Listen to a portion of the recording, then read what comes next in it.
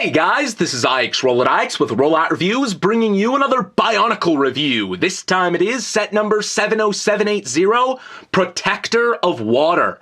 This set contains 71 pieces and retails for about $10 US. At the time of this review, we don't know whether the Protector of Water is male or female. The website says that protector masks are passed down from father to son. But all of the protectors have the same cookie-cutter bio, so that very well could be a lazy error. Goodness knows there are plenty of those on the website already. It's hard to tell, but I guess we'll just have to wait and see. Now, disregarding all story information, when I look at this figure, how it's built, and how the armor is placed, personally, I believe that at least the set designers intended this character to be female. I could be wrong, and if the Protector of Water does turn out to be male, then I apologize. But I will explain my reasons as we take a look at the construction. Starting with the legs, they're built in pretty much the same way as the Protector of Earth's. What sets them apart are the longer and thinner lower legs. In relation to the small armor shell on the side of each thigh, they make the hip seem slightly wider. That's just what I see. It's possible that I'm looking for things that aren't there, but subtle differences that Gali had from her brothers convince me that something like this could be intentional. The upper body is built in pretty much the same way as the Protector of Ice. Once again, there is a single difference that sets them apart. The armor shell that attaches the chest piece is smaller. It's less noticeable, but it does serve to make the torso seem slightly less bulky. On top of that, when you remove this armor plate, it's undeniable that the figure has a much more slim waistline and even a bust.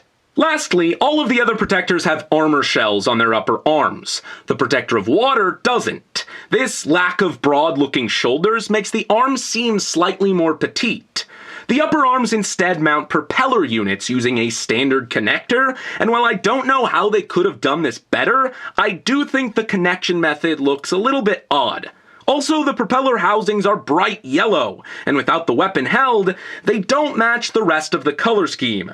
Personally, this doesn't bother me too much. The turbines aren't meant to be part of the Protector, they're external equipment, and the clashing color makes that clear. They can be adjusted at the bicep here, and there's also a pivot, so you've got a lot of options. The propeller itself can also spin freely. They wear the Protector Mask of Water. The dual-injected color scheme, in this case trans-dark blue and dark azure, signify them as the leader of their tribe. If anything, it gives them very limited elemental abilities. I love the way this mask looks. Dark azure, or Galaxy Squad blue, is just about my favorite Lego color. It's a shame there isn't more on the figure itself. It looks fantastic blended with the dark translucent blue.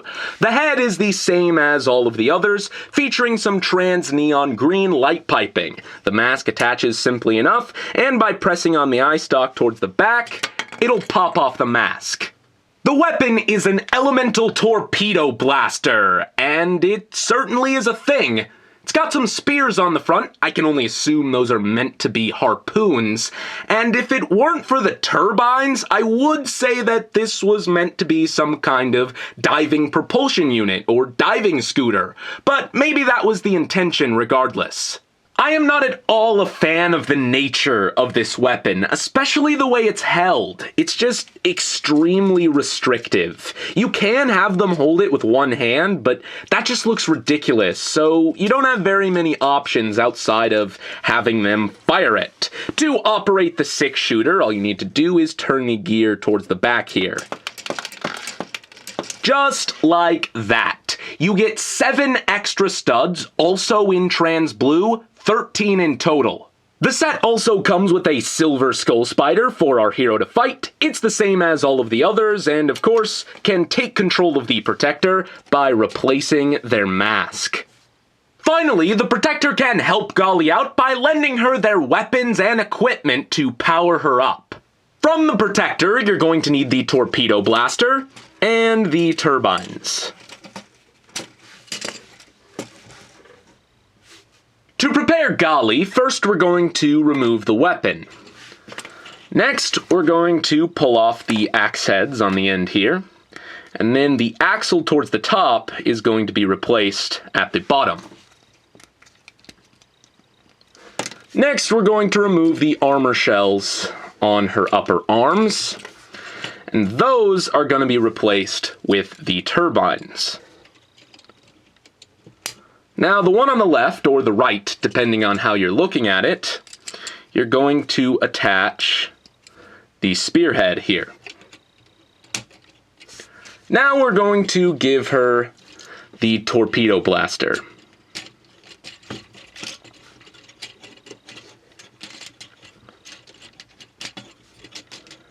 And finally, we're going to attach the blades on each side, just like this. Now you do have some parts left over.